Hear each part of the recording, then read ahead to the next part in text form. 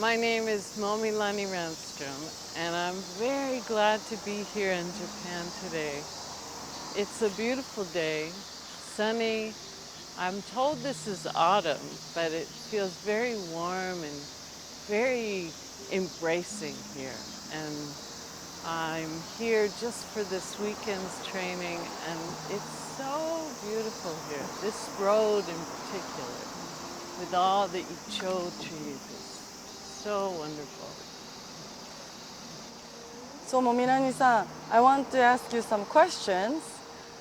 When we cannot feel our inspiration in our daily life, or when you're working for some creative artwork or just general life, when you feel that I'm lack of inspiration, creativity, joy, what would you do? Do you have that kind of experience sometimes? This is the perfect example. So here you have all these trees, and they're all reaching out like they're holding hands over the path. And they all have something to say. So if I don't have something to say, I can go out in nature. That's one of my favorite things, is to go out and look around. And it's really just a matter of, are you willing to observe what it's like to be in the world? Because there's all these identities, and they all have a purpose. And am I able to say, okay, we're here together, and communicate with these identities in the same way that I would communicate with you or a friend, because they want to be friends and they're willing to talk with us. So the question is, how do I do that? And it's always how I communicate with myself. There's no talking to the greater world unless we can get to the very essential part of self-identity through Ho'oponopono, which is that relationship with ourselves. And through that, then you open the door and there it is. Everything around you is full of this life and the creative force. So if I'm feeling that lack within myself, I have to first go within myself and say, how are we doing? What do we do? And very often it's a memory that's come up that I feel burdened with, that I feel that I can't do anything. I can't create, I can't do the required tasks for the day. Some days I don't want to make my bed, or I don't want to cook a meal. I just want to be in silence. And sometimes it's recognizing whatever it is that you really want to do, that might be perfect. So that part of this is letting go of these ideas, the intellectual idea that I know what's right and I know what I should be doing at every moment, because really I don't.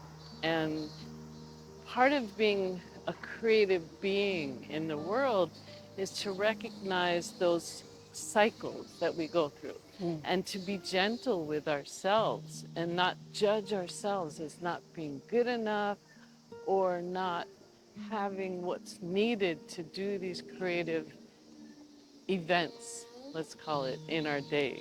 And whether that's creating music or creating art or creating a meal or creating a family, it's really all the same. You want to be inspired in that moment.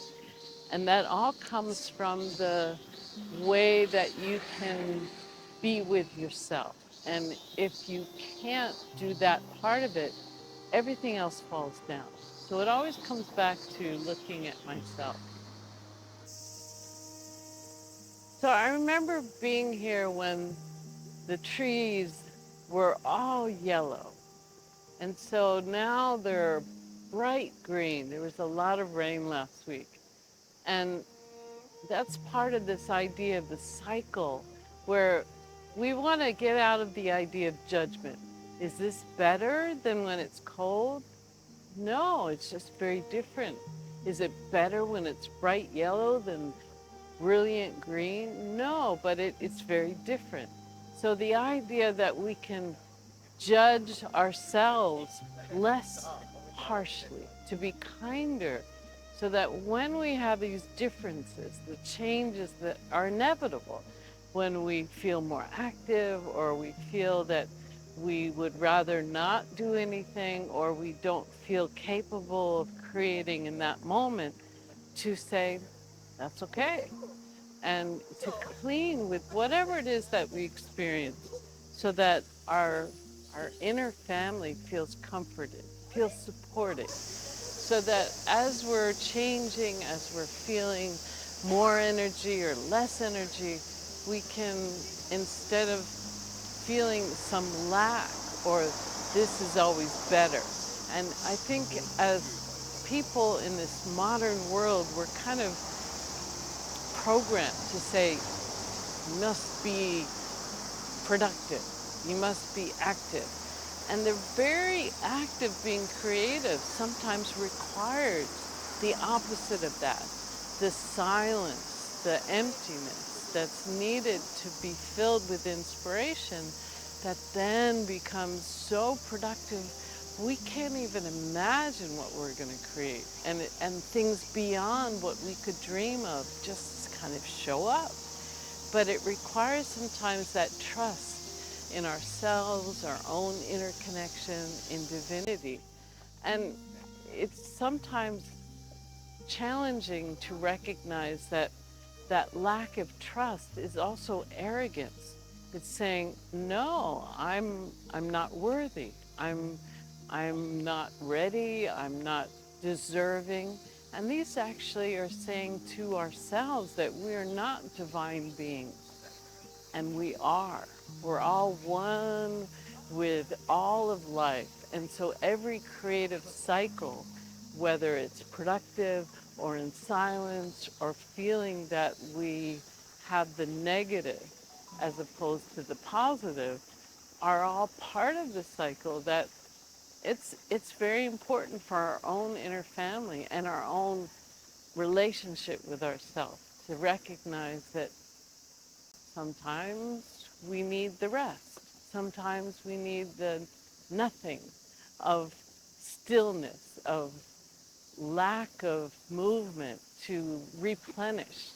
And in those moments, these are perfect opportunities for us to strengthen the relationship with our inner family, because sometimes when we're all caught up in activity and creating, we get so distracted by these outer things, events, productions, creations, whatever it is that we are involved in, and we get distracted from really what's important, which is our own inner connection and that ability that we each have to transcend any moment and to clean with any event, especially when things look the darkest or the things look the least productive.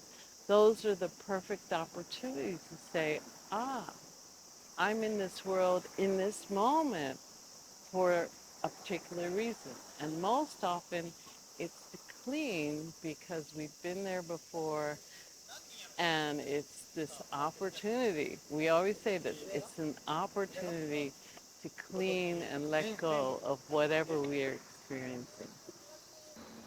So whatever we're experiencing, we can recognize, one, that it's not us, that it's just the memory.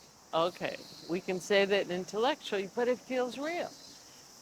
And in that moment, we can say, all right, we can let this go, because if we weren't noticing it and it was buried and we didn't feel it at all, we probably couldn't let it go. But if we're experiencing, if we feel it, that is the signal. It's like a flag going up. Okay, ready to go. Ready to go. And instead of saying, I'm in pain, and agreeing with you and feeling, yes, we're in pain, let's suffer for a while more, which is usually what we do. Let's complain about it. Let's cry about it. Let's mope about it. All those things are just saying, yeah, there's the pain. Let's suffer for a bit. Okay, so we do that. We almost always do that. But then at some point, the Uhani can say, okay, that flag is up. That means, oh, it's ready to be released. And we're seeing the opposite, which is, it's very simple. You want to say, whatever memory's coming, whatever experience, here's a chair. I can sit on it. Here's a memory. I can clean with it. Are we willing to let go of the judgment of ourselves and that fear that it's never going to get any better? Because again, that's arrogance. That's saying, I don't trust divinity. When you say, I don't trust myself, you're saying, I don't trust divinity. Because we are all divine beings. We are all part of divinity. We can't escape it. We can pretend that we are separate, but eventually we're going to figure it out. We're going to understand that we're here to be one. We're not here to suffer.